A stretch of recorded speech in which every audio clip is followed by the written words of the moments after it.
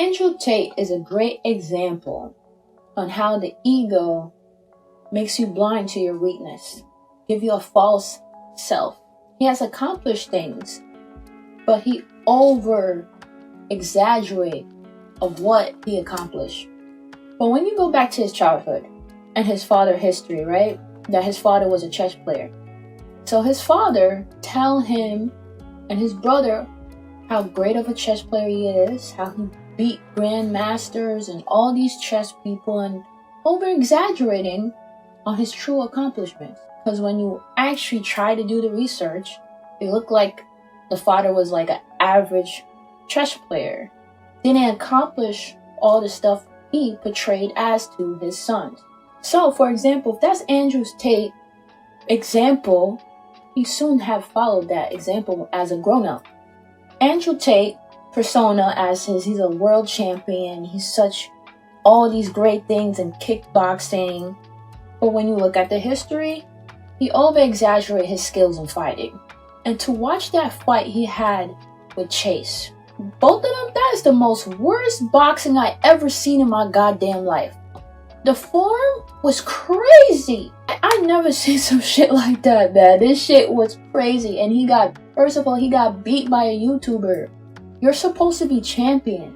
Granted, you did kickboxing, not actually boxing, but dude, you're still a fighter. He overestimated his skills to the world, and now he has taken a big hit. He has taken a big hit. That video he did, the aftermath, in front of the Christmas tree, that don't sound like somebody that takes accountability. Because ego do not take accountability. Ego always find an excuse because it doesn't want to face itself.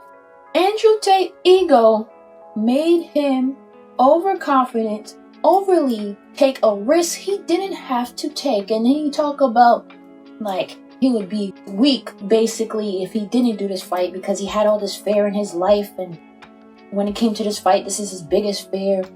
Bullshit. Bullshit. You lost the way you lost, and it was embarrassing. You was on your knees. Instead of top G, it was top head. It's like, yo,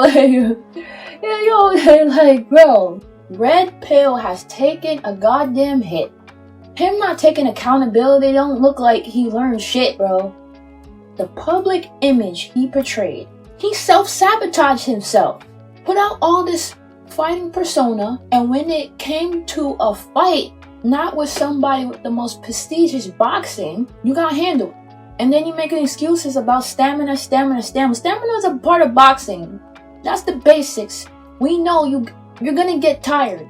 You're gonna get tired if you're not fit. And even if you're fit, you have to have ways not to drain yourself. Stamina is a part of boxing, so you can't use that excuse, oh, I got tired. Okay, that's the part of the game. You're gonna get tired. And you got tired pretty quick. Like in the second round. And this is what happens when you have such an ego. He has a bunch of yes men hyping his ass up. Because there's no way you telling me out of all those men that are around you, nobody saw this coming? Nobody? Who do you have around you? Somebody that's consumed with ego anyway, only gonna have people around them that covers their ego. Because they have to protect their false self. So, if anybody even did say anything, I bet they would get their ass kicked out of that goddamn place so fast, or he wouldn't talk to them again. Because there's no way. Couple people had to see, I don't know, man. Self-sabotage. That's what the ego does. Self-goddamn sabotage. So, 4 components of ego. No accountability. That word has been thrown around so much. Accountability. Especially Red Pill, when they come at women and be like, oh, women don't take accountability. Men don't take accountability either. People that are consumed with ego do not take accountability. Men are consumed with ego. Men's biggest weakness is ego lust. Men ego is ridiculous. Accountability. You blaming the other person for your shit. For example, let's say cheating, right? A man get caught cheating. or he eventually confessed, but usually they get caught, right? He expects his wife and his girlfriend to act the same towards him. Man, there's consequences for your actions. It's nothing worse than somebody, men and women. You go cheat, and then you gonna blame your partner for why you cheated? Oh, that's accountability. If you're blaming somebody outside yourself for what happened, that's not accountability. Y'all overuse that word and don't know how to use it. Y'all be trying to gaslight people, talking about accountability. Accountability. There's consequences to your goddamn actions. And then when somebody catch you in a lie, you trying to turn it back on them. Yeah, you gaslight, having the nerve to talk about accountability. Now, what I'm going to talk about next, the false self. When you think you're greater than you actually are in a particular skill. When you, this fake mask out in for your public image and you know you ain't that. The person, when they get around friends, they one particular way because they want to look cool.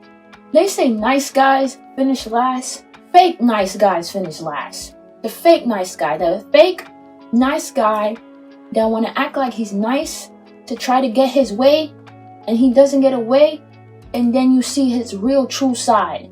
That want to act like he's such a good guy, but when he's with his homeboys, he's talking all this shit like a misogynist like his homeboys. But he want to pretend that he's different. Nigga, you ain't different. You actually worse.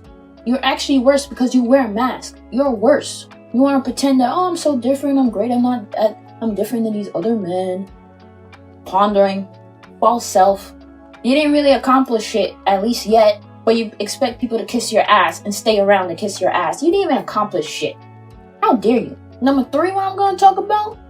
Can't take criticism. You can't tell these people that they wrong. You cannot tell these people that they wrong. They lose their goddamn shit. That's the quickest way to get cut off from these people, when you tell them the truth. Because you're hitting their ego. Don't you dare tell me I'm not this great thing.